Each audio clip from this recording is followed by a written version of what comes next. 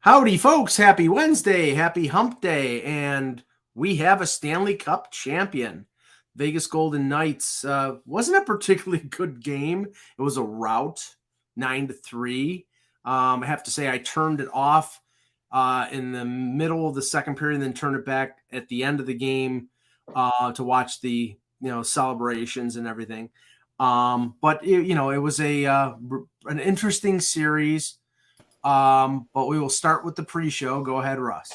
Yeah, so quick note about rules in sports. Yeah.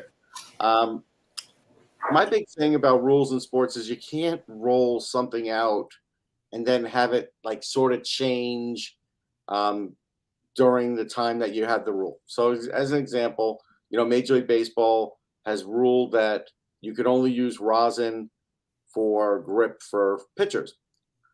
They never said how much rosin. They never said how you could use it. They never said what's too much. They never said any of that. But, we've seen in the last, I'd say, month and a half, like as an example, the team Mike and I watched, Mets and Yankees. Mets have had two pitchers thrown out, and the Yankees won. And the thing is, it wasn't an illegal substance. It was with rosin. So the point of this is, and there is no, they can't go and then fight it because Major League Baseball has made themselves the arbiter of it. So basically, the PA can't do anything about it. Once you get suspended, the umpire suspends him. Your only hope is to go up against the commissioner who's already said he isn't going to see anybody on it. So it's a done deal, and you missed 10 games. So the point of this is, and they keep saying this on TV, and it's really not true, that, the umpires had specific training on this. They know exactly the amount of stickiness that's allowed, which is a load of garbage, because even the pitchers don't really know the stickiness. How's that? What's the rating on that? Like stickiness rating? What's the stickiness rating? How's that determined? Right. And that's really the issue here, is they need to come out with that and give that to all the teams and pitchers and say, listen, we've looked at this, and you're allowed to either use an ounce of this, and, if there's a little sweat in there, that's okay, or you're not allowed to use, but they're giving them the substance and they're kicking them out for the same substance. And to me, it's just a bad look.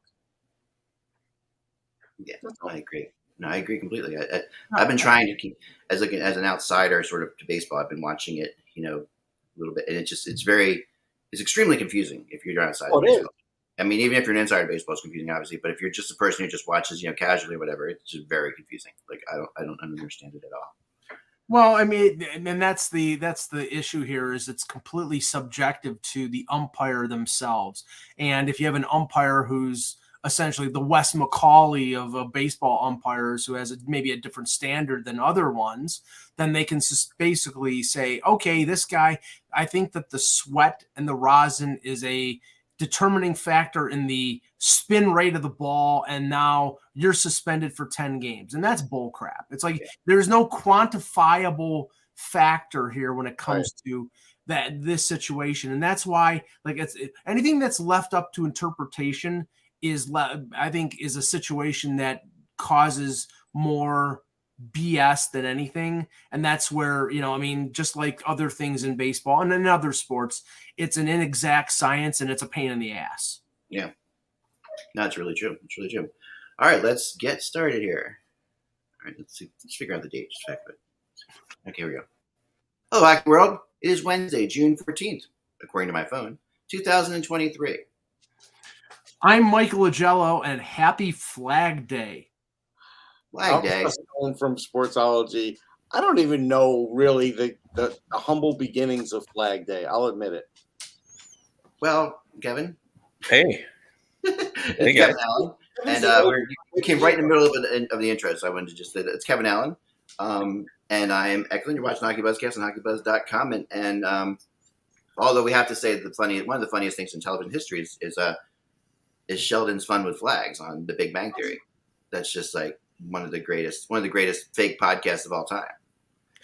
Yeah, you know what's funny about that? I know, Ek, you're a big fan of that show, as was I. Yeah. I liked it a lot, but that's one you really can't recommend that to people, because I've recommended that to people and they've come back and said, "Are you kidding me?" like I guess it's just one of those things. Either you like it or you don't.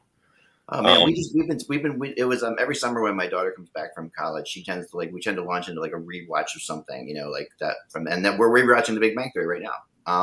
And I think it holds up very well. Yeah, I mean, I'd like to too. The complaint that I've heard from some of my friends that I've recommended and they just didn't get into it is it just didn't have enough meat. Like, I guess their idea of comedies is there has to be sort of a layer and undertone of, I don't know, sophistication, for lack of better phrasing. I don't know, but I thought it was cute. I didn't think it was like overly funny, like something like yeah. I mean, people have said that it didn't have, there was no political overtones. There was no that kind of thing. So I guess that's what people look for. But I enjoyed it. I liked the characters. I cared about them. I didn't get it. I loved it. I mean, I thought the characters were great. You turned me onto it. And I still remember driving into a Stanley Cup game in the bus, and you're telling me we had to watch the show The Big Bang Theory, and I'd heard about it, but I always thought I didn't know what it was because I thought it was just some stupid guy show or whatever because of the name of it.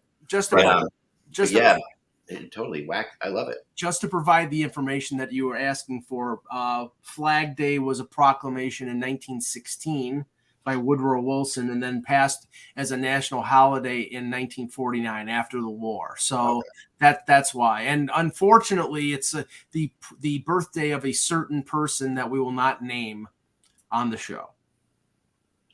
A certain former president. Oh, I thought you were going to say Greg Wyshynski, and Eck would get mad. Okay, never mind. Mad at Greg Wyshynski. Yes. Why are you mad at Greg Wyshynski? I'm not. No, don't go. I mean, I have. We like Greg. Greg's an guy.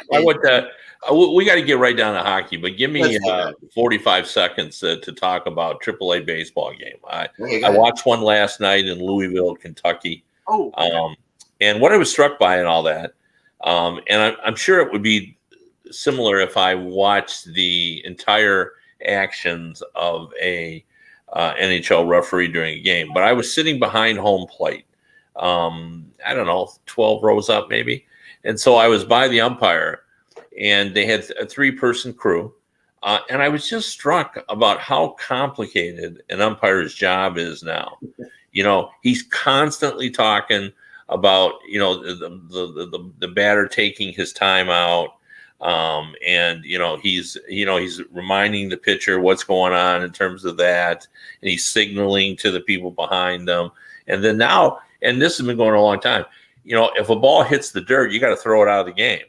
So I saw this happen like it seemed like 15 seconds. He's signaling over to the bat boy to give him 3 new balls, and then the bat boy runs out.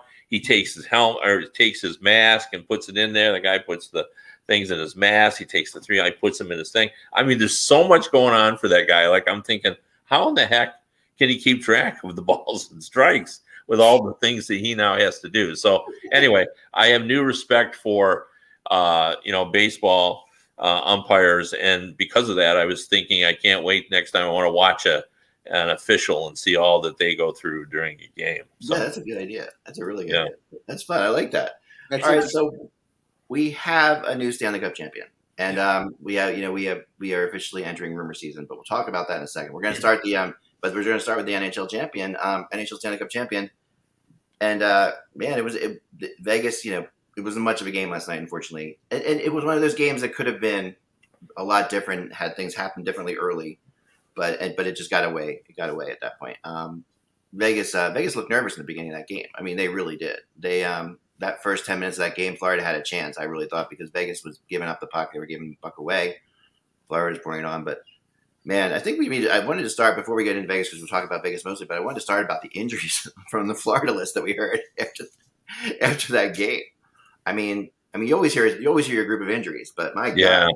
Broken sternum for Tkachuk. I mean, and he apparently played through that for a couple games, and that hurts every time you breathe. In Game 4, he had to have people put on his uniform and skates for him. Like that's insane. Like that. Think about that. You can't put you're in too much pain to put on your uniform and skates, and you can't, and you go out there and play. I know it's just Ekblad had his shoulder popped twice, broken foot, and a torn side muscle. No, thank you. Like that's just crazy. And and Gudas had I'm in bed if I have a hangnail. And he scored a goal like that. He scored a goal like that last night. And I mean, the high ankle sprain, that's a really painful hockey injury. That's just not that's if anybody who's ever skated knows what your ankles mean when you skate. Oh yeah. That's almost formulaic though. Yeah. You can see the NHL.com people having, before a game, they're doing their pregame, and someone says, okay, when this game is over, if Vegas wins the cup, John, you do the how many guys have terrible injuries for it. Like every year we go through this, and they're always ghastly, injuries, and just part of the tradition of. I'm sure Eichel's got a bunch of stuff that we don't know about, so. Yeah. Haven't heard about it yet. Let's give him his due. He played well. I thought it was the right choice for the Conn Smythe. But Eichel, obviously had the most points, only the second American to lead in points. The other was Brian Leetch of the New York Rangers. He had a great, and has he finally put to bed the idea that he isn't a guy that's he never had a chance in the playoffs, but I think people had an impression he was not a championship style player. Wrong impression. Like I had interviewed him and been in the locker room with him many times and saw this guy's drive to win. Right. And I saw it again, covering some of the Stanley Cup. And he's matured. He's a guy you could root for. He's a tremendous player. The fact that he's gotten to and won a Stanley Cup before Connor McDavid, probably nobody had that on their bingo card, but you didn't know what was going to happen and how it was going to happen to Eichel. So good for him. Well, I'll say this. I mean, and there's no disputing, obviously, that he won the cup before, and second overall pick in 2015, that he won the cup before McDavid did. Of course, he did it with a second team that he was traded to, not with Buffalo, who has not made the playoffs since 2015, even going back to 2011. And Edmonton has made it to the conference final once. But I'm not using this as a vehicle to criticize McDavid, because McDavid is, I think you can't criticize him. He's one of the best players I've ever seen. But you see what the product of putting a good structure around a good to great player and how beneficial that is in terms of Eichel was placed in, and he fit in perfectly with Vegas as a number one center with Stevenson and Carlson as 2-3, and with a great defense and a goaltender who played wonderfully, even though he's not a well-regarded goaltender. There's a support structure there. In Buffalo, they're only starting to get that now, but for most of the time that Eichel was there, it was Eichel and Jeff Skinner and a couple players, and there was no support structure, and that's why he failed in Buffalo, and that's why I think McDavid right now in Edmonton is failing, because they're not putting enough of a support structure around him. You need more than just one star player. Although he really didn't fail in Buffalo, the team failed. Like his numbers were good. He was a strong player, except for that last injury year. When he was not good, but he played at a high level. One thing I wanted to discuss with this learned group is my thought on when you see the statistics that rolled out by the league in terms of the Vegas Golden Knights being the second team in the modern era to win a Stanley Cup in their first 6 years, and they were topped only by the Edmonton Oilers. But the thing is those situations were completely different. Like, I think you've got to put in, but the Edmonton Oilers started with Wayne Gretzky. Now, but he was their only guy. Like, if the way that all worked, but the league was adding multiple teams from the World Hockey Association. And a lot of those teams were improving because their players were divided up and shipped back to their original owners, the teams. Sure.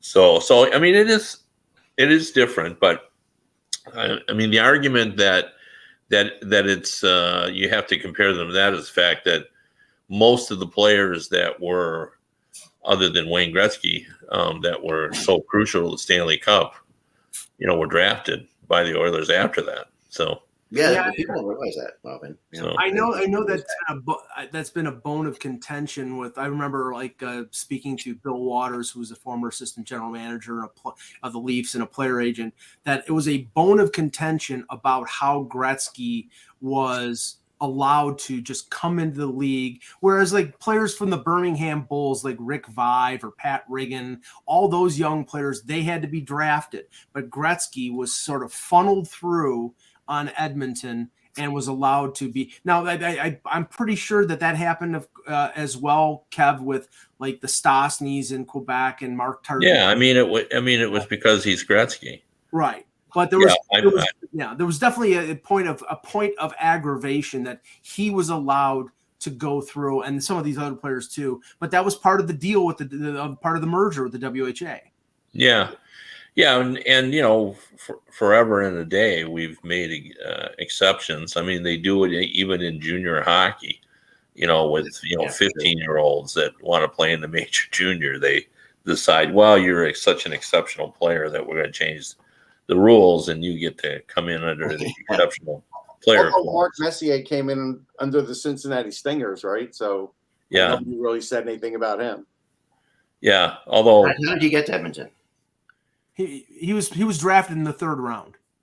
Right. By the Oilers. That's right. Yeah, he did go through the draft. Yeah, he went through the draft, and so like I said, so did Perry Turnbull. Yeah. I wasn't sure if he did, but you're right. Yeah, he did. Yeah, but Russ's point just brings up another thing too that you have to factor into this too is that the NHL changed obviously the expansion draft process, and they got a lot better players, a lot better deal than previous expansion teams had received before. When you were just getting, in those days, leftover meat, it's like you were just fourth liners and. Well, yeah, and six defensemen. That's the point. That's the point that I heard this morning, and I think it's a really good one.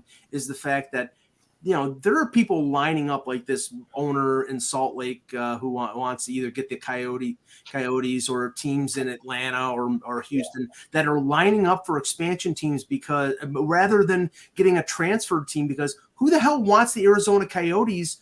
Right now, with the mess that they are in, you can get an expansion team. Now you'll be paying $1 billion, but you can pluck good players off of existing rosters and be in the playoffs like Seattle was in year 2, or make the Stanley Cup Finals like Vegas did in year 1. It's a lot quicker of a road than taking over a team like Arizona, which is a mess right now. Yeah, see, but I don't like that argument. I don't like it because whoever gets the Coyotes is going to get it for less than you're going to pay for that expansion team, number one. And it's, and number two,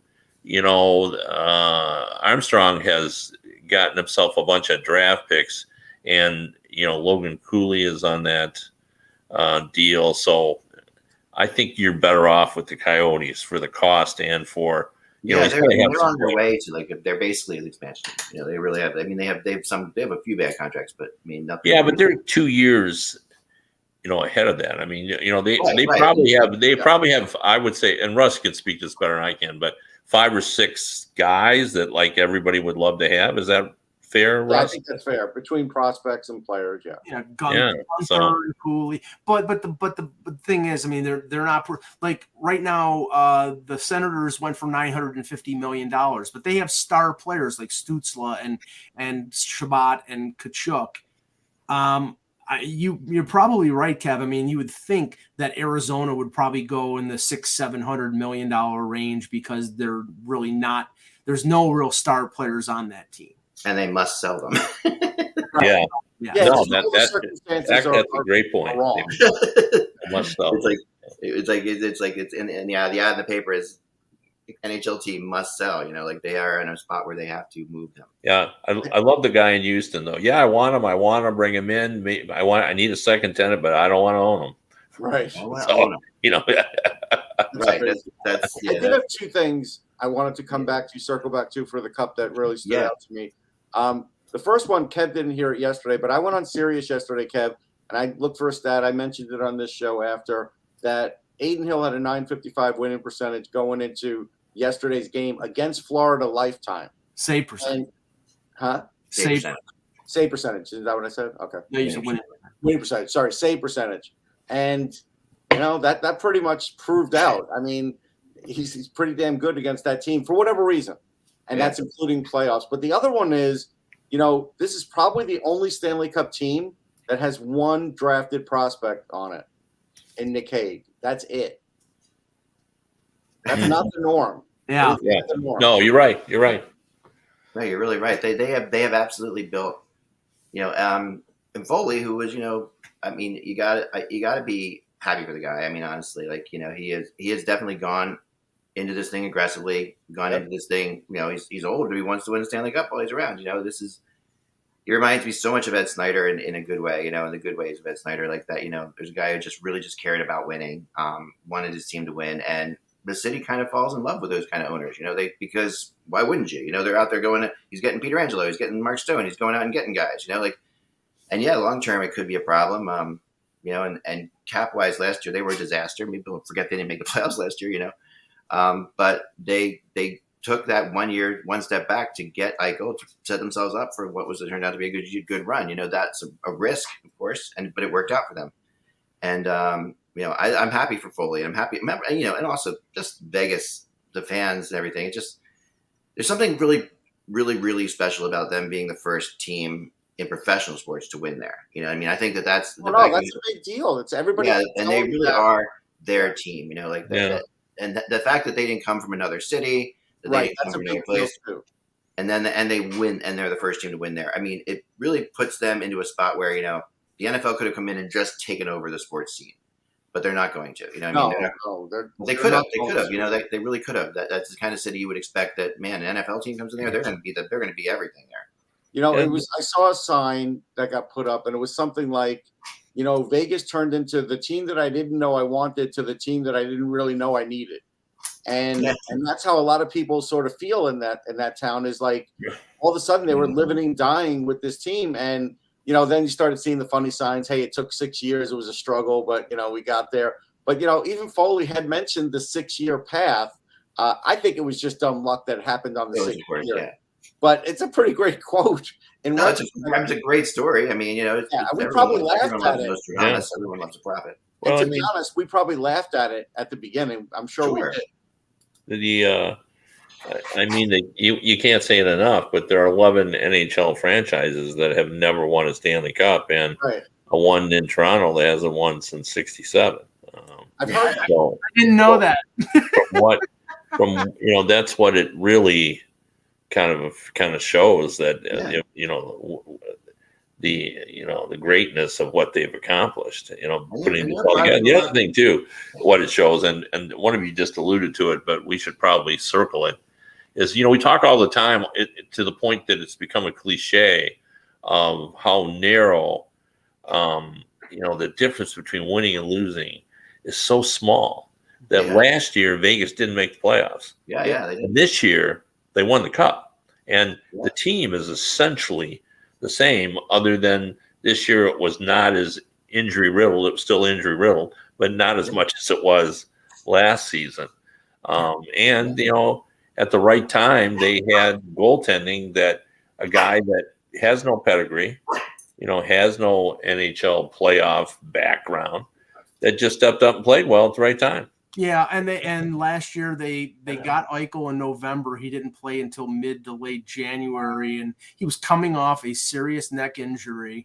And this year they had him from the word go. And I think he missed a few games, but he was healthy. He missed several games. Yeah, right. But he was, when they needed him, he was the number one center that they were bound and determined to go out and get. Yeah. And like I said, everything fell into place. It was a one. Chandler, Stevenson, and Carlson were the 2-3. So up the middle, they were deep and good and solid, and their defense. And I want to talk about this, Kev, because we know, and we always talk about, this league is a copycat league.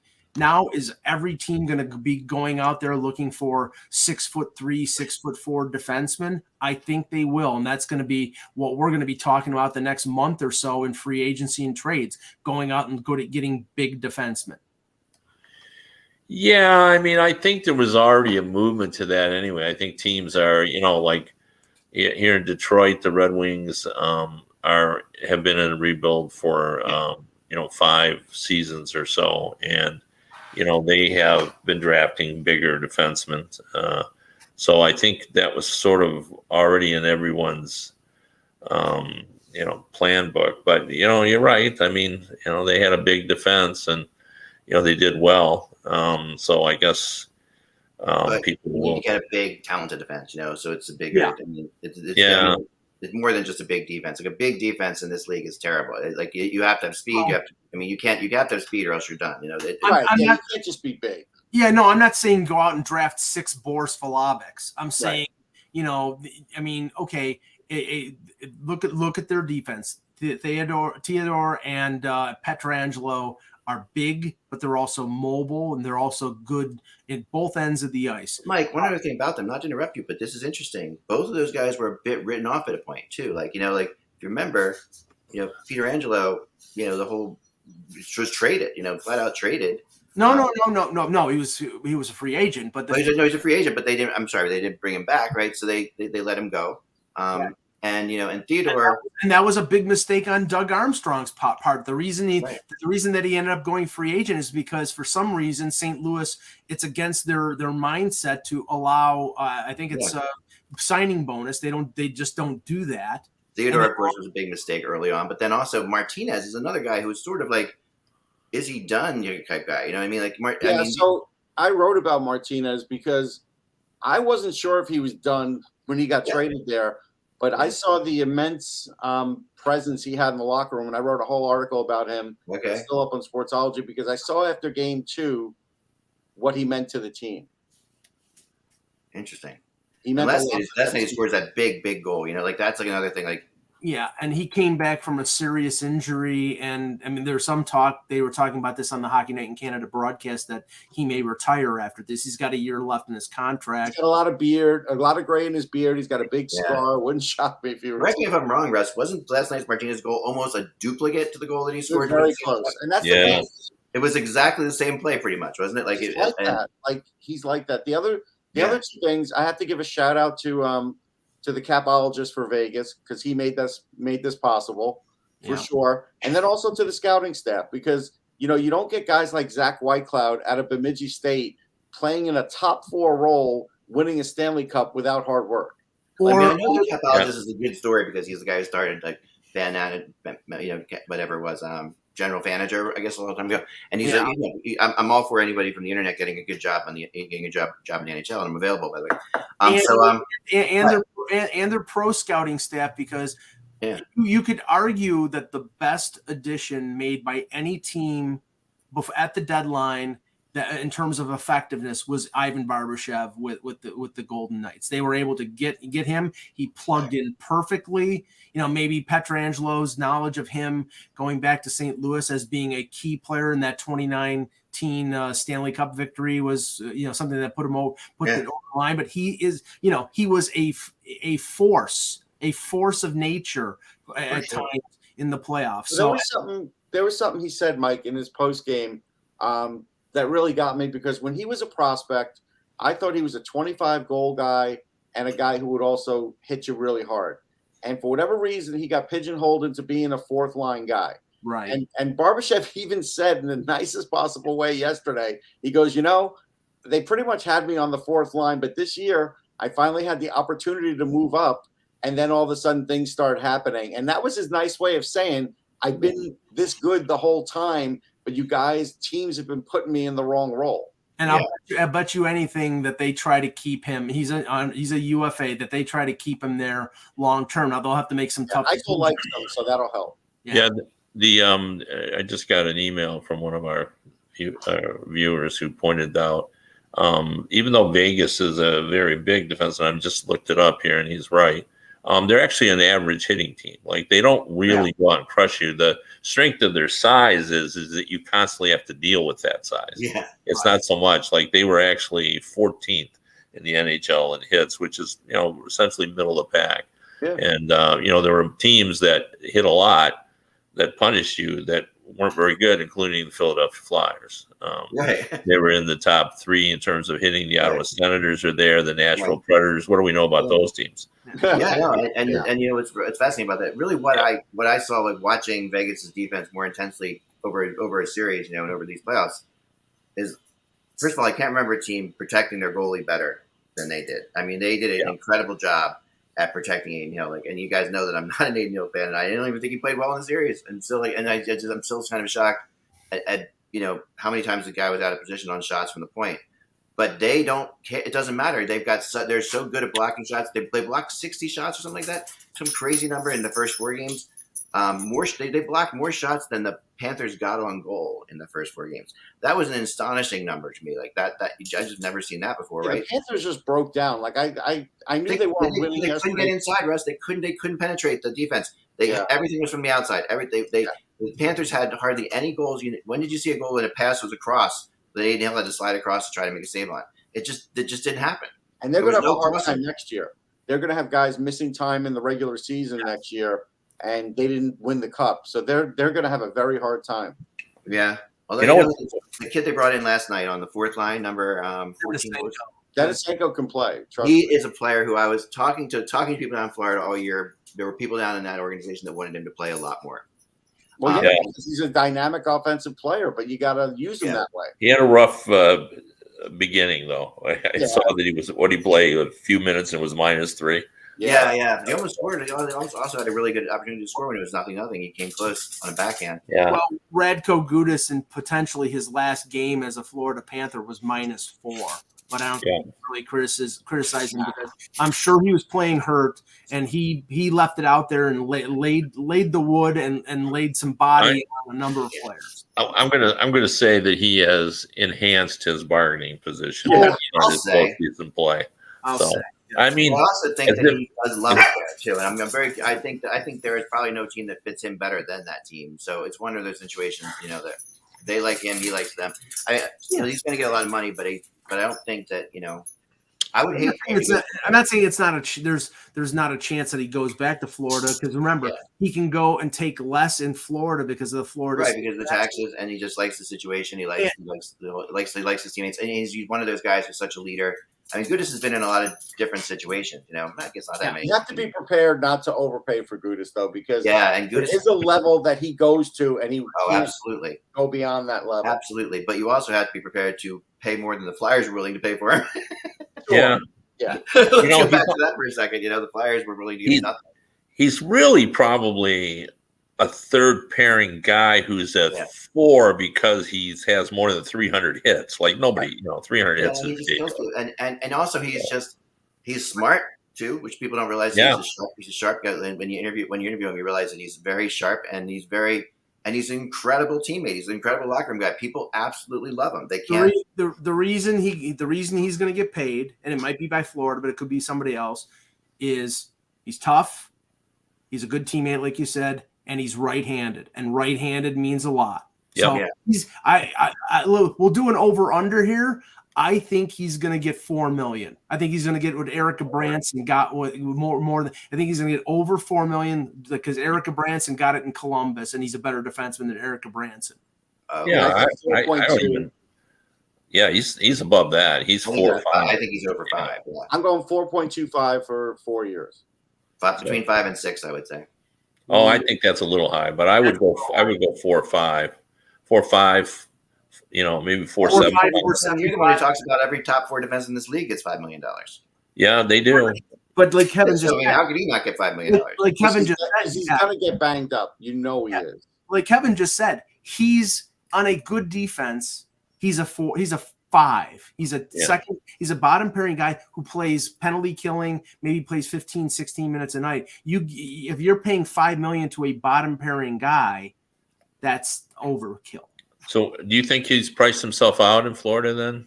Because they can't give him 5. Yeah, maybe it depends on what he wants. It depends on what he wants to do and tax situations and stuff like that. Like I think that he is so popular there. They love him there, and the fans love him. He likes being there. Not a bad place to live. I think that there's a good chance he stays there. I mean, they get a player on LTIR. I think someone will offer him over 5. I do think someone will offer him. Maybe on LTIR for all we know. So Well, one other thing that we kind of glossed over this, and I wanted to get back to it because I think it's an interesting discussion. There's kind of and I don't know if it's widespread, but I've heard multiple general managers have had this discussion with me about, everybody's looking at the goalie stats now, and it feels like, they think the old stats are obsolete, and they're trying to figure out what to do. And I find it kind of humorous because it almost feels like they're reverting back to the eye test. And what I'm talking about is this, and Steve Eisenman brought it up in Detroit. That's why I was aware of it. And then I've subsequently talked about it with a couple other general managers. Mm-hmm. And that is, there's a great discussion about the meaningfulness of save percentage. Yeah. And whether or not it's really just a team statistic. It is. And then there was the movement to get into the dangerous scoring chances. And then the hot one now, of course, is goals saved above the average. But not everybody's sold on that either, thinking that there is still some team element to that as well. And what I talked to one guy who just said, I'm right back to where I was 10 years ago, where I'm just watching the guy and getting a feel for it. Is he making the big saves at the right time? He says, because that's what you can't quantify. Like, if you make a save with 5 minutes to go in a one game, it's a completely bigger deal than and he said it's just so hard that he says I'm back to the eye test. It's the Grant Fuhr argument, Kev. It's like, his save percentage was in the 800s. His goals against was over 3, but he made the save when he needed to make the save. So, right. I mean, and there's other goalies like that too. There've been other goalies like that too, and then there's goalies that make every save. But I'm all for the. I think the second thing you said there, like, to me, I don't like the saves above the average because I don't know. It just feels weird to me. But I don't have an exact feel why I don't like it, but I do like the saves on high percentage shots. I think that is something. Yeah, I think that's a real stat. That's a real stat to me. Yeah. Well, everybody likes it. Although, this is what the guy brought up to me. He just said, Shesterkin was unbelievable last season. Yeah. This season, he was not unbelievable. Do I not want Shesterkin now because he wasn't good? Or he says, because I do. I want him exactly the same amount as I did. Yeah, I think it's two things. I think there's the ebb and flow of a goalie's career where there are always going to be some years that stand out more than others. Yeah. But I also think goals against is a team stat, but save percentage is not a team stat. I will argue that. It is not. Well, there are plenty of people doing just that, Russ. The interesting thing, and I was looking at because the buyout window starts in 48 hours, and that's always an interesting thing to quantify and see who's potentially could get bought out. And when you have two goaltenders who played around the same amount of games that have dramatically different save percentages and goals against, then I would say, and what I'm talking about here is Minnesota, with Philip Gustafsson, whose save percentage was .931, and Marc-Andre Fleury was .908. And Gustafsson was better in the playoffs for Minnesota. Fleury's got a year left at $3.5 million. I mean, I know maybe Bill Guerin doesn't do it, but if I was the general manager, I'd buy out Marc-Andre Fleury because you got to pay Gustafsson. So they have the same defense in front of them, the same forwards in front of them, and one was dramatically better, and the other one is 38 years old and might be on the decline. So is Gustafsson a UFA? He's an RFA with ARB rights. Oh, you can bridge him. I'll give him 1 year. I give him a 1 year and wait. I wouldn't. Yeah, in arbitration with that year, he could get $4 million. Right, but I'll risk the $4 million, and I can always trade Fleury at the deadline. I wouldn't touch that because they also have Wallstedt, who's going to go into, I think, his second year of the AHL, maybe even his So he was an AHL All-Star, so he's. I'm going to make Gustafsson. I'm going to make Gustafsson prove it to me. Yeah, me too. Yeah, I'm with Russ completely. The goalie market is going to be a fascinating one, and we're going to get into that for sure because to me, it might be the most fascinating of the offseason. And that's rare because usually the goaltending. Well, I'm with you, Ak, because it went from again, I'm going to use Yzerman just because I cover that team. But Yzerman was talking about the thin goalie market. Now, this was a while ago.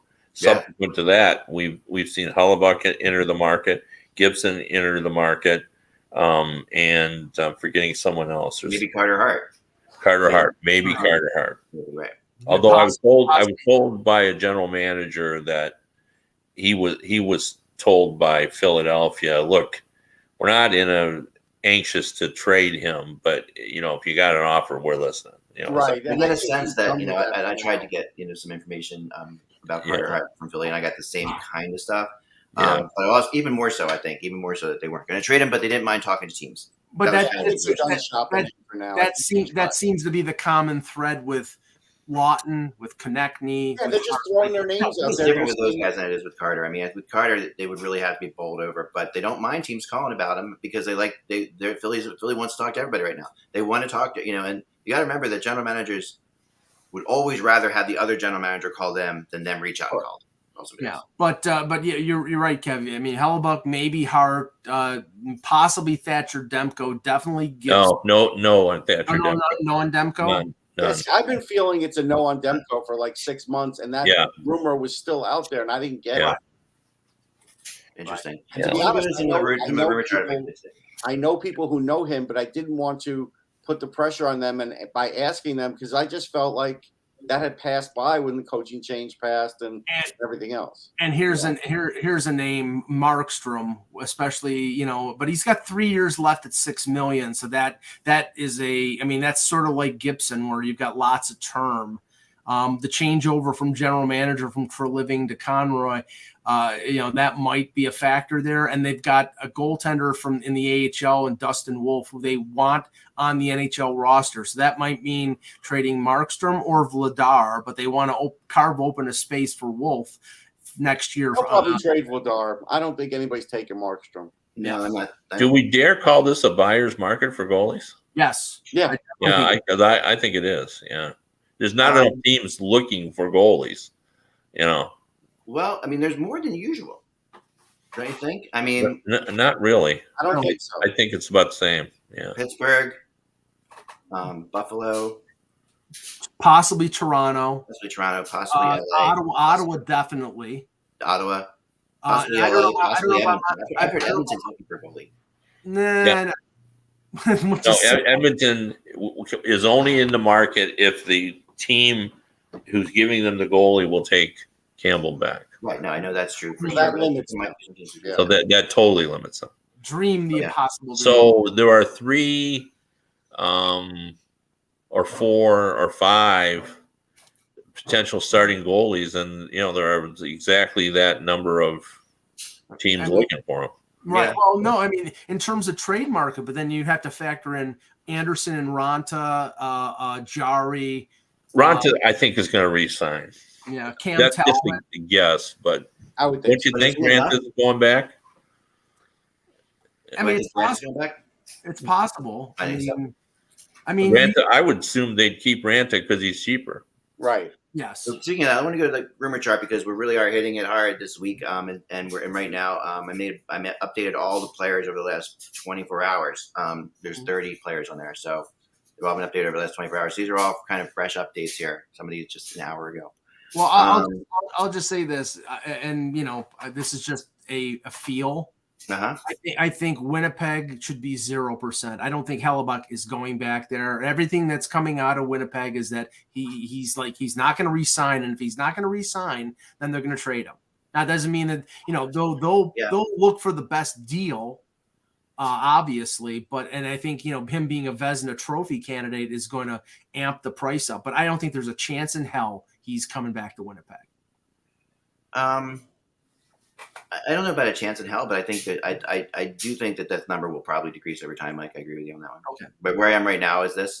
But that's again, the rumor chart is based on conversations I have with people. So it's more my opinion than anything else. But it is based on actual. And the cool thing about the rumor chart is I get some stuff off the record and I actually can kind of put it up on the rumor chart without really revealing what I got. So I'd like to do that. Do you think that there is any serious interest in Hellebuck on the part of the Red Wings? I don't think that, from what I hear, what they're asking, I just can't imagine Eiserman would give up those assets. Okay. So, I mean, I think they'd be interested in him, but they want to sign someone who can come in and play that won't cost them any assets. Like they would rather overpay Varlamov a little bit and get him for 1 year than give up assets to get, Connor Hellebuyck. And because, he might only be 1 year. Right. So, I think has anyone else heard anything about the Winnipeg not allowing any team to talk to Hellebuyck? I haven't heard that. I haven't heard that, but I did hear that Hellebuyck would prefer to go someplace that he signs an extension with. So he doesn't want to go and be a one and done guy. Right. Are you surprised, Kevin, that Cheveldaev is safe? I mean, I don't. Well, he's always had a good relationship with ownership there. Yeah. I think that's a long time of kind of not doing it. Yeah. No, yeah. I don't. I think historically, and the tradition would be that he'd be in trouble. Yeah, I mean, there's no question about it. No, I don't think there's any other GM in the league that has had less success that's still in the league. I don't know, just in the playoffs at least. They're hampered by the market. I'll still defend them and say they are hampered by the market. It's not like an for sure. Well, I agree, and I like Kevin Cheveldaev, but I'm just saying it's just kind of surprising. And he's a smart guy, obviously. But everybody is saying that the sky is falling because obviously Scheifele and Dubois and Wheeler and Hellebuyck, they're all in the last year of their contracts. But if you look at what happened with Buffalo, with an inexperienced general manager in Kevin Adams, and the return that he got for Sam Reinhart, and the return that he got for Ristolainen, and the return that he got for Eichel, that is the foundation of what is now a team that is on the precipice of making the playoffs. You can turn it around, and obviously what Winnipeg has to do is they have to get retainable assets because no free agent is signing in Winnipeg. You got to get players who are on their entry-level contracts, who will stay there for 4 or 5 years, or basically be forced to stay there for 4 or 5 years, and that's how you sort of reload. And if they don't do that, then they're going to be in trouble. It's true. I want to mention Konechny here because I do feel strong that, especially with this new Ottawa group, that they'll talk about him. I don't know if they'll actually have a GM in place that's going to be able to make a deal over the summer. That's the whole thing, because I think now they probably will be have a trade freeze, and then who knows. I hear now that Staios may have to ride out his contract for a little while, and so there could be some complications with that whole front office. But I don't think Florida has the assets. And I don't think Columbus has the money. Well, Ottawa makes sense because he played his junior hockey with the 67s.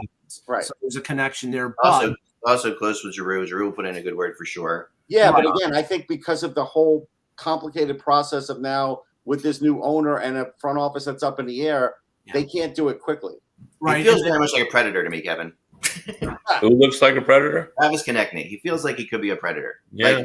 Like I see him as a kind of predator. He also is just has that other thing that all predators forwards seem to have, that they score in streaks. That's Konechny to a T. Yeah. Is anyone else amused by the fact that Barry Trotz says he wants to have an entertaining team? He didn't exactly have it when he was coaching. No, yeah. So but I think that speaks to a man who understands, can read the room. I mean, they're concerned about. Yeah, well, they're concerned about maintaining their fan base and all that, and the Predators have been a little boring lately. Well, just one last thing about Konechny. He would be the perfect replacement if they end up trading DeBrincat, which I'm starting to hear from everybody who's talking about it, that he doesn't want to sign an extension there. And he's got a year left. I think he's an RFA this year, so they have to.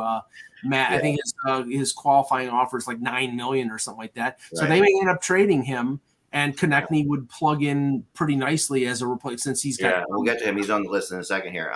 Drinkat is. Varlamov, I know everybody's Islanders, but I'm not sure that Lou Lamoriello's with that plan. Right, that's a fair point.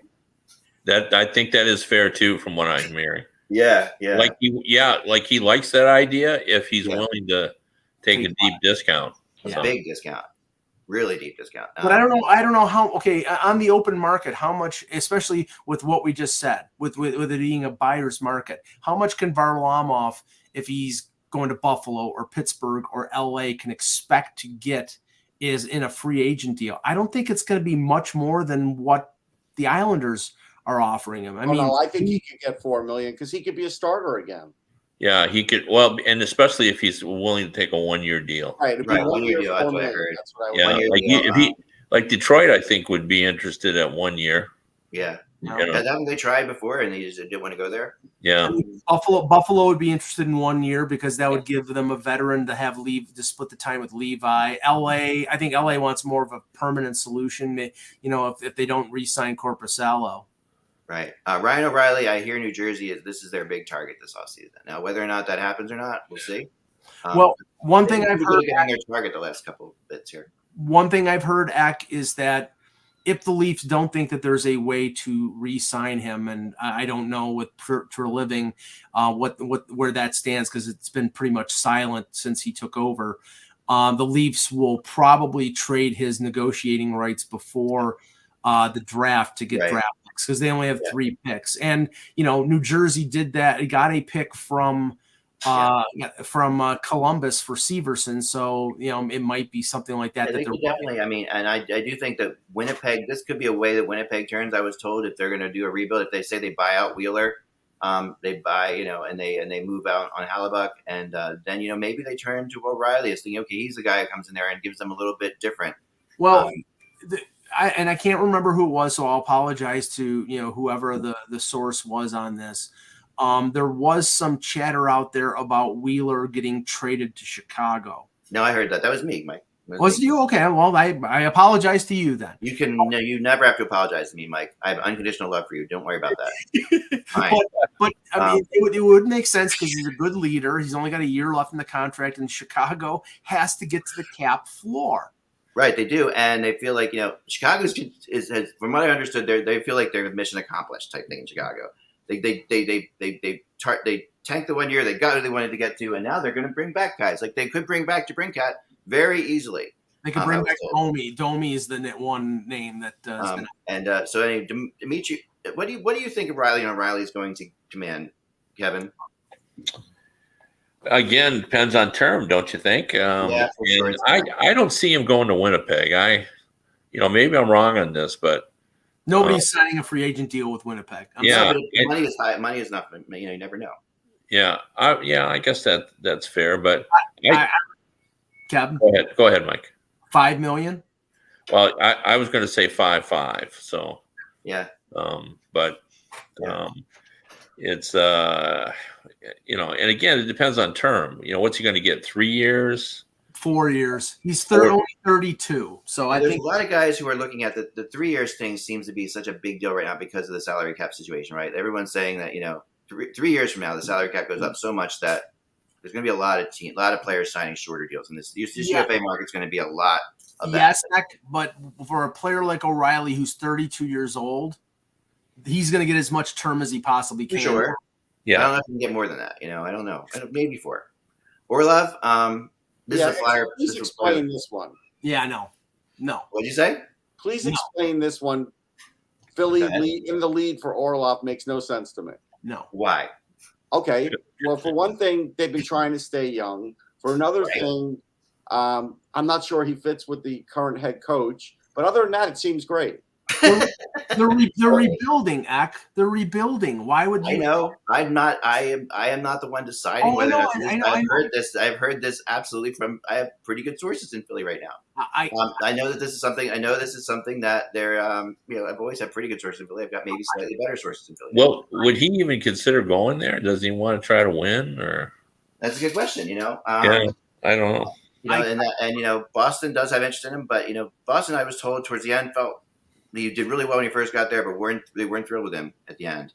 I could buy Nashville because of the connection with Trotz. Yep. Going back to Washington. Yep. I could buy Vancouver makes sense. Vancouver makes sense because they'll pay stupid money, which they constantly do. All right, I can't buy the Capitals. Kevin, DeBrincat and the Red Wings. Yeah, a lot of people are talking about him. He's very popular here. Fans want to get him. But again, the problem we run into, and I just keep hating to beat this drum, but I just don't see, like, they want real prospects. And I don't see Yzerman, like, he's not going to give up Lucas Raymond to get Alex DeBrincat. Like, he's not going to give up the number 9 pick to get DeBrincat. And I think the Senators will get that from someone else. Would they give up Edvinson? No, not in 100 million years. Right, exactly. And that's what Ottawa's looking for. I think Ottawa's looking for I mean, defenseman.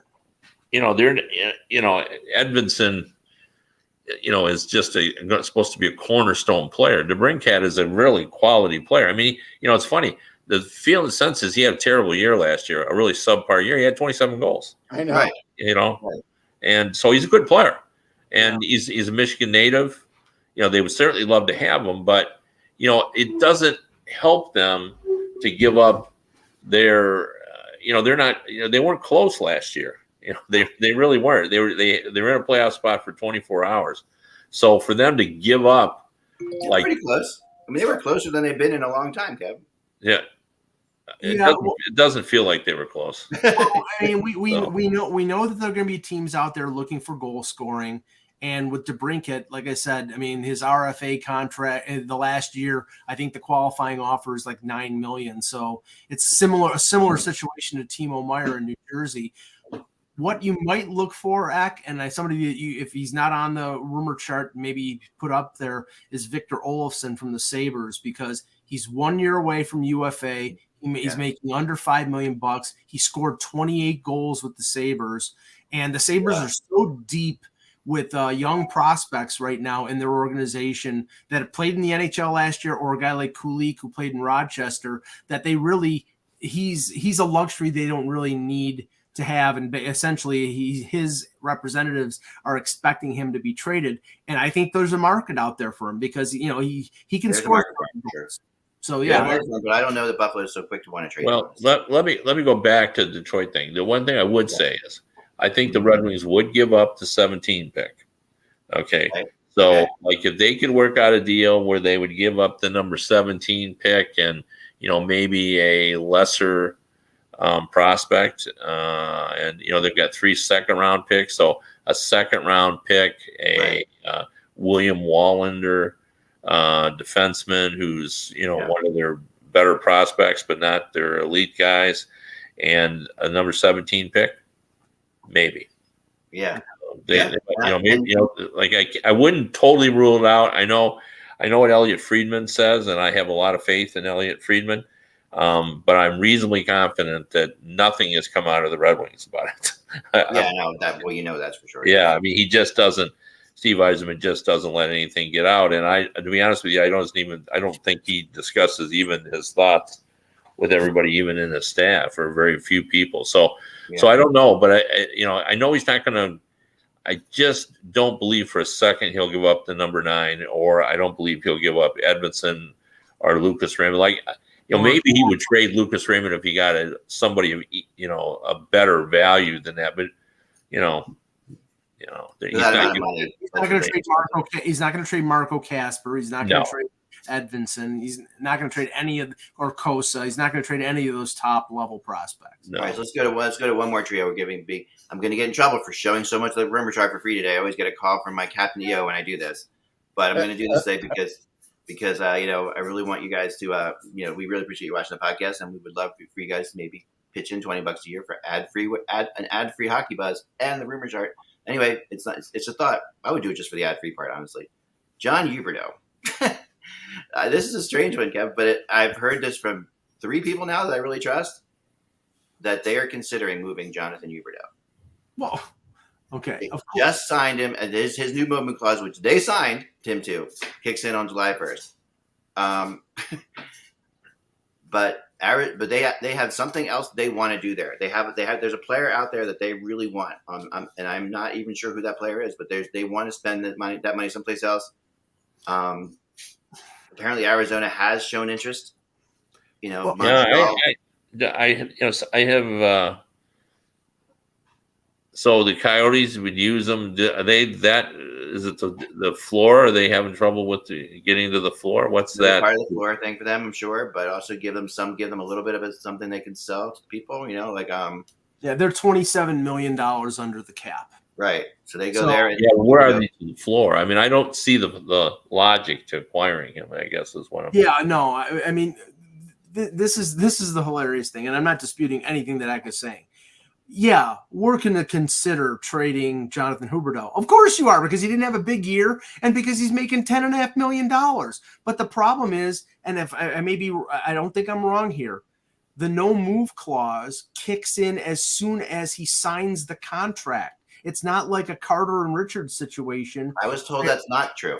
Well, I mean, I don't know. That would be bizarre if it didn't. It doesn't. That's usually not what happens. Usually, no movement clause. No, but remember, Eck, with Van Riemsdyk, with Carter, with Richards in Philadelphia, they traded them before the no move clauses kicked in, and in the next CBA, they changed it so when a contract was signed with an extension, the no move clause kicked in immediately. So I would check on it. Has to be in the contract, I think. I don't know. Maybe I'm wrong. I'll look into it more. No, I definitely check into it because I might be wrong too. But all I'm saying is, yeah, of course they want to get because $10.5 million is. But they signed him that $10.5 million. I know they were desperate. So it's like I know now Carter Hart, 60% of the Flyers, which is low considering what I'm thinking. I mean, I would probably move that up a little bit more, 70% maybe to the Flyers. But Seattle, there's another team, Kevin, that needs a goalie. Yeah, I was flat out told, that they are looking at a goalie too. Well, I mean, they've got Martin Jones is a UFA. They have Chris Dredger, who they signed, who they're probably going to buy out because he was playing in Coachella Valley as the backup all year. Do you think? I don't think Philadelphia is going to take Grubauer back in the deal. It's sort of the same situation as Edmonton. If they want to get Max Celebrini, they will. Yeah, well, we'll trade.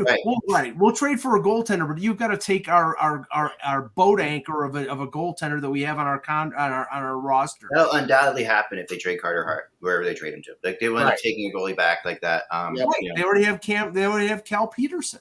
Whether they trade him to Edmonton and they get Campbell back or whatever, something's going to happen that way where they would definitely. Yeah.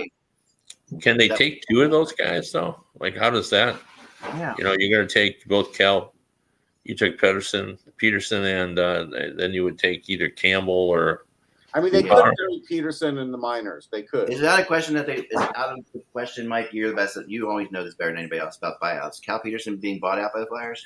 Yeah, I looked at that, and the buyout was not really onerous. It was actually decent. I mean, he's a $5 million cap hit, and if you send him to the minors, like Russ was saying, you only save a little over $1 million. But if you buy him out, just looking at our friends at Cap Friendly here, you don't save much in year one. In fact, actually, the cap hit goes up, but the year two, it's $166,000, and then $1.1 million in years 3 and 4. You're not competing this year, so if you want to clear out the way and buy him out, the $5 million cap hit doesn't really matter. You're going to have which years 3 and 4? 1.1 million. It's not bad. Not bad. Considering the cap's going to go up at that point. I mean, you could do that. Yeah, I know what you're saying about only saving a certain amount, Mike, from the burying, like a little over $1 million. But they could also get rid of Sandstrom, and then it's more like $2 million. And right now, I mean, the thing with Philadelphia, and we'll know this until training camp, they have what? At least $11 million in dead money when it comes to Ryan Ellis and Sean Couturier. We don't know whether Couturier is going to play ever again. They say he's going to, but they said that about Ryan Ellis, and he's not. So they can have a lot of LTIR money, and they, now that money, if they need that to count against the cap to get to the cap floor, they can just put them on injured reserve and not put them on LTIR. But if and they're not going to contend. They're like Russ said, they're in the. They're not going to contend, and how they do this is going to be interesting, and whether they can get. I don't know. I'm not sure what Carter Hart. They know the rumor out there. They're looking for 2 first-round draft picks. I don't. You're not going to get that because he's not going to sign an extension wherever he goes, and he's only got 2 years left. Well, he'll only sign an extension if he'll only sign an extension if he goes someplace that he wants to go. I would be shocked if he signs an extension anywhere, honestly. Edmonton? Let's bring this up because I would give up 2 first-round picks for Carter Hart if I was a team like the Edmonton Oilers, where I'm going to pick at the bottom of the first round, and they were willing to take Campbell. That I wouldn't even hesitate. Neither would I. Yeah, that's the one because he's young enough that he's like it. You don't normally get goalies till they're 24 anyway.